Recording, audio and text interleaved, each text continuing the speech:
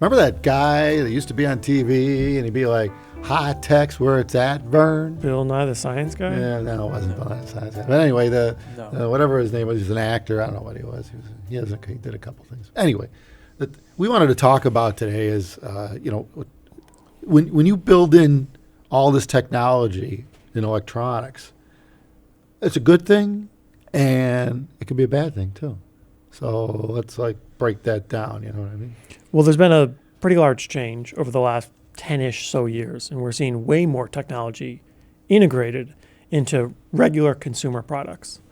And yeah, certainly it offers some advantages sometimes. You get all kinds of cool features and whatnot that weren't practical not that long ago. But the other side of that is the technology is changing all the time. So when you buy something, it's out of date almost immediately. Yeah, I mean, the computer industry's been like that ever since it began. Wow. Yeah. Software and everything gets obsoleted so quickly in tech. Yeah. And Apple's the masters of it. Huh? Now they're down to everything's one chip, right? Yeah. You can't upgrade anything. Yeah. Most people never did, though. I mean, you think about That's it. true. Everything, PCs have been obsoleted to less degree now than they used to be, if you ask me. In the early days, well, they're definitely lasting longer. You could get that's part of the 7 years issue. Yeah. But let's look at it from our headphone standpoint, or even electronics, just in audio in general. You think about some of these headphones, and they got Bluetooth this and all these functionality and all these features and stuff. But what happens when they're 2 or 3 years old? Well, they'll still function the way they originally did. Well, will they? I mean, maybe. Or the battery be dead? Yeah, might have a dead battery. Yeah. I mean, to think about the things that get obsoleted in a device that has all this tech in it, I mean, and I guess in some ways it's designed that way. I mean, the industry's that way. Tech is that way. I don't think it's ever going to end. Well, I think that's sort of the foundational issue here, because there's no intrinsic reason why you can't design a Bluetooth headphone that's made to last 10 or 20 years or a lifetime. And you could put a method in there to be able to change the battery out easily. And you could, of course, design it so the battery will last 10 plus years. But what incentive is there to do that? Because the technology around it still is going to more or less be obsolete. I think the other thing is it's not even that stuff becomes broke or anything like not working the way it used to. It's more of you don't want it anymore. You don't want to use it. Yeah, anymore. I don't want to use this 10-year-old tech. Well, which means the functionality that's built into it is no longer useful. Well, yeah. So it just sits on a shelf then. It works fine, but you don't use it. It's obsolescence of functionality. And I mean, so let's back that up a bit. You could go back how many decades into the 50s and 60s when 2-channel stereo started happening, or at least people were running one speaker at a time, at least. Yeah. It began in with the stereo, from mono to stereo. But anyway, in the 70s, it got a little more popular. Japanese were making receivers, which were kind of an all-in-one. Mm-hmm. But I mean, those receivers are simple. They have basically an AM/FM radio and an amplifier built in. Maybe a phono. You could run a speaker with it. Yeah, maybe. So, but when you think about the simple nature of that, something like that could last 30 years. Yeah, there's people still using them today. Yeah, I mean, other than failure of the electronics. So because it was basically an amplifier, there wasn't a lot of obsolescence built in there. But now today, let's say you get a receiver and it's got Bluetooth this and wireless that and, Well, that's the other problem. Yeah, HDMI standards are changing constantly. Yeah. Things don't work if you don't have in 5 years, you probably plug something in and you won't get the shit you need out of this thing. Yeah, it won't support 8K.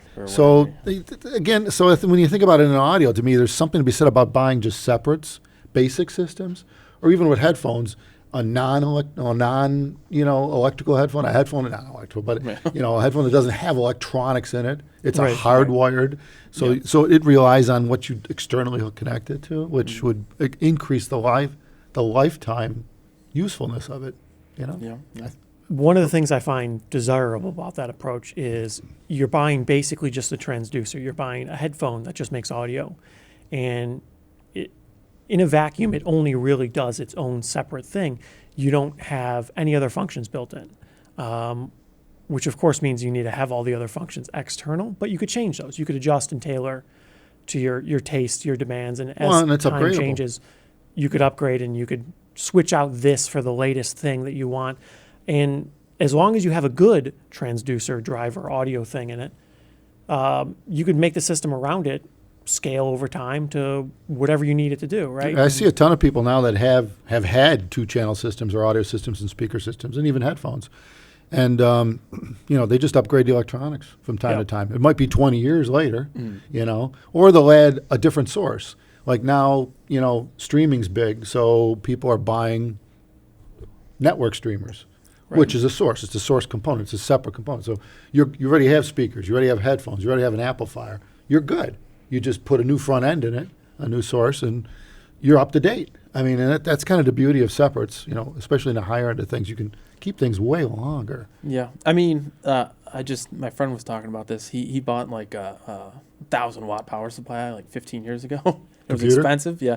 And it's the only thing he's still using. Everything else has changed, right? Yeah. Motherboard case, multiple times. Still the same connections? But yeah, that's the thing. pretty The cool. power supply is really the only thing you can like keep for that long in a computer.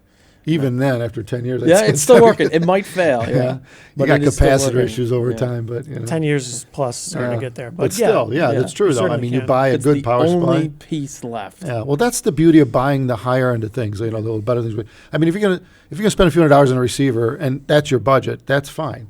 And when that thing's obsolete, which might take 5, 6, 7 years, you just get another one, and you hand that one down to your kids or somebody else. So, I mean, technically, there's nothing wrong with technology, and by all means, you need it to work a lot of devices like HDMI. Yeah, that's a big one. Yeah, those connectors are kind of. Yeah. If you don't have it on the back of your amp, it's useless to connect to that stuff. Yeah, I have to get a new receiver Yeah. because it doesn't pass through the HDR to my projector. So I wanted to go through it for. Well, that seems to be like I've always had with receivers. Problems I always have with receivers. Yeah. Like my first multi-channel processor had no HDMI. Right. It had 20 digital inputs, but it had no HDMI. So it was great, except for it was only good for audio. Really, it wasn't. It was useless for AV. But the solution is my Blu-ray player has 2 HDMI outs, one audio only. So I just go direct to the projector with the second one. But still, It's not. Yeah. Yeah. Then you're dealing with the audio separately, Yeah. and so the functionality is falling apart here in the it's system. not ideal, but It's annoying though because that's really the only limitation. right. It just doesn't plugs switch in video. and works. Right. Everything But- else works, right? Yeah. And that's one of the things I find appealing about buying separates. Now, obviously, this is only for the right person, the person that's willing to kind of invest the time and the effort into finding the exact thing they like. But once you find the amplifier or the headphone, the DAC that you think this is great, I love everything about this. Yeah, it's all tuned in. If you're doing separates, oftentimes you could keep it a long time. So there's value in that, I think. Well, I guess home theater is the worst case scenario, though. Like House of Sound, they had everything separate. It was just a rack of Macintosh amps. Multiple speakers, That's- multiple That's- subwoofers, that's multiple complicated, amplifiers, a lot of wiring. expensive, yeah. It ain't complicated if you deal with one speaker at a time. Wow. But when you look at the sum total of the they system, had 16 subs. it's a lot. It's a lot of 16 stuff. amps from, That's Yeah. so a receiver for most people is the way to go. Right. There's no way around But it. even then, a multi-channel 12-plus channel receiver, you've got that many sets of binding posts Yeah, on I the mean, back yeah. of this thing. You're trying to hook up basically zip cord or whatever you ever speak. You can't really use real cables on a thing like that because Not really, the no. whole back panel is just connections. So you're limited in terms of upgradability too. Like zip cord will be fine. Maybe up to a 12 gauge, but beyond that, it'd be really hard to hook up that many high they're end usually or better cabling Plastic. systems. Yeah. Yeah, so I mean, so there, when that's again, like you said, it's fine if that's what you're doing and that's the system, But yeah, and that's something else to consider too with separates is there's an upgradability path within the system where when you have an all-in-one, that's it. What's in the box is in the box. Yeah. You can't spread it out. You can't do anything about it. You can't. That's pretty much where it change falls anything. apart because if it's not that useful for you, say the receiver you use doesn't pass the HDMI standard that you need, well, it probably isn't that useful for that many other people either. There's probably not that many people interested in buying a 5-year-old receiver that doesn't do the things you need to anymore. And once it's obsolete, it's obsolete. Right. So everybody. like it's kind of, to some extent, you're buying something with a finite life. And of course, you could say that about anything, but usually the life can be oftentimes dramatically longer with separates because an amplifier, it's probably going to have a pretty good useful life. Well, basically, the technology that's built in it is just becomes not useful, and and like you said, the amp still works. Right. You It still still can works. use it. It's Yeah. got a volume control. You Right. can put inputs into it, but it just doesn't function through Modern standard. a television or a Yeah. flat screen. Yeah, which is, I mean, but yeah, and it's the same audio. And I think that's why you still see to this day people buying separates. Like you go to a specialty store, you know, Yeah. and a specialty audio store, a local store, a high-end store. They're mostly going to have separates. I mean, yeah, they have receivers. I'm sure they Yeah. have. Best Buy has a row of receivers too. Everyone's got receivers. That's the easy way to go. But well, for all the above we just discussed, it's sometimes getting separates is cool. I mean, but like you said, the base system that you chose will always be good. Yep. All you got to do is change out the front end, the beginning of it, its source, Right. to adapt to the latest technology. So it's kind of cool. If you're a kind of person that likes tweaking, it's a good option. Tends to not really be the cheaper option. No. But if you Not. aspire to have the system to be exactly the way you want, separates are a great way to get it done. I mean, yeah, it'd be the biggest problem, like in home theater especially, going that leap from receiver to everything separate.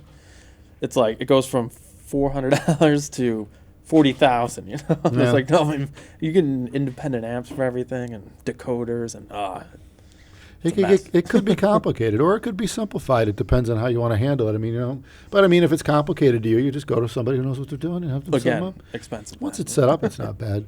But yeah. But in any case, yeah. So I guess you could see the pluses and minuses in this stuff. I've seen it. I always use back in the day. As an example, back in the day when we had telephones. I mean, they actually sat on a table Oh, somewhere, yeah. and you would lift it up and say hello, and it had a wire going to a thing with a wire going to the wall in the basement somewhere that went to a wire on the telephone pole that went to a wire to the phone station. It was, you know, There's a lot of wires. unlike Yeah. cellular, there's a lot of wire. It was all copper, right? Well, back in the day, you'd have a phone with an answering machine built in, and that was always the joke back then because I had one of those. And then that's great. It's great. It's all in one. You know, you pick up the phone. You don't pick up the phone. The cassette tape into the mini cassette records the message, and then you rewind and you play it back, right? Well, when that cassette thing fails, which they ultimately do because it's a piece of shit little phone with cassette, right? All you're stuck with now is a phone, but now you need another phone answer. So now do you get a separate phone answer? Do you throw the whole damn phone out, get a whole new phone answer? See? So that was my last time I got a phone with an answer in it, when the phone answer quit, because I'm like, this is pissing me off. That is 'cause not now a I modern problem. I don't want to get rid of this phone. It works, but I don't need it anymore because the phone answer doesn't work. So I need another box one way or another. I'm sure a lot of people could Well, relate to this. technically, nowadays though, you do that. You know, the answer is built into your phone still, but you know, you obviously just gonna get a new phone when you get a new phone. Yeah. You know, so. And that's the thing. And I think that's the way electronics has been for decades, really, is it's a disposable world. It's gotten worse, if not better. It has gotten better, if you ask me. It's tricky You know? because I don't think it's really necessarily intended to be disposable directly. It's just that's the reality. So nobody's going to make something last 20 years when they know most likely it's going to be pointless in 3, 4, 5. Remember the original rotary dial phones? And I think you were kids, maybe we still had one. I don't Yeah, I know. saw No, it. yeah, I grew up Grandma, with grandma You know, had you it. got to put your hand and finger in a hole, turn it. Yeah, Most I people like have them. Yeah. It made fun noises. Did this thing, yeah, and it made ticking noises, which basically were It was very slow. contact closures that you know? made a Yeah. dial. It took you a minute to dial a Yeah, phone you had number. to Yeah. wait for it to go back. Yeah. And, But like I remember having like the same like ugly green phone in our house forever. Yeah. I mean, it was there until it broke. I mean, until somebody Yeah. physically, till the handset was so cracked or broke that, you know, you bash from dropping on the floor 1,000 times a year, you know, with the kids, us being kids and stuff, that it physically had to be broke. Otherwise, the bells didn't ring when someone called. The thing was, I mean, those things were, you know, Well, they built. were serviceable. They were designed. They were built like a tank. From back what I then. understand, the bells and whatever were designed to be interchangeable. You could change the handset and the cable and stuff like that. Right. But that was part of the design. That was a different time. That was when people developing this handset knew, well, it's a phone. In 20 years, it's still going to be a phone. What are you going to do differently? That was back when Bell Labs was Bell Labs. They well, made all that stuff. they you still know. exist. Yeah, yeah.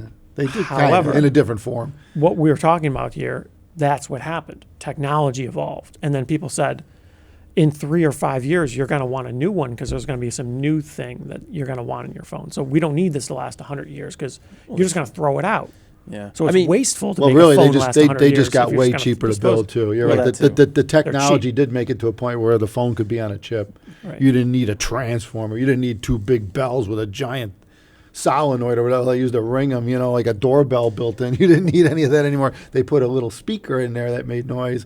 It was way You know, cheaper. yeah. So you think about it where the tech just took over and, you know, made it disposable, basically. It made But it that's to a what point people where- wanted, Yeah, kind right. of. Right. I removed all the phone cables in my house. I don't have any. Yeah. Yeah, all the jacks, got rid of Yeah, them right. all. Yeah. I was like, what are you never gonna need this again? Mine's just stapled to the rafters in the basement because I don't Yeah, I care. ripped them out when I got the house. But yeah, they're not connected to anything. Yeah. What are you going to do with That's it? the way it goes. yeah. Pointless. I mean, they did that like 10 years. More Copper's than 10 worth years something now. You can recycle it. ago.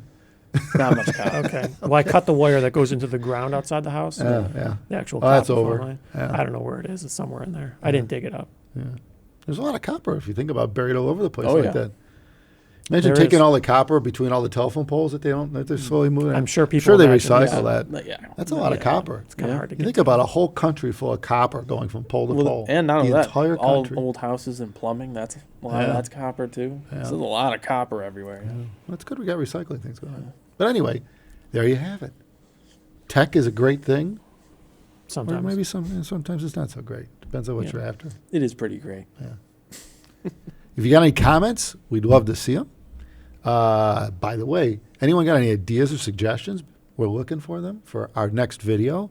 So, yeah, you got something you want us to talk about that we haven't covered, which off the top of our heads, I can't think of what that would be. Yeah, you put a thing in the comments. Yeah, let us know. Email probably or read it. email us. You know, we're always looking for ideas. TOTL@abyssheadphones.com. Oh, is that the email? TOTL? I forgot about that. Yeah. It's been We a used to while. say it. TOTL? Yeah. Info@abyssheadphones.com. works. That works. That too. Yeah, yeah. Joe at, Eric at. Yeah. Yeah. One of us will get it. Yeah. Thanks, everyone, for watching. Take care of yourselves.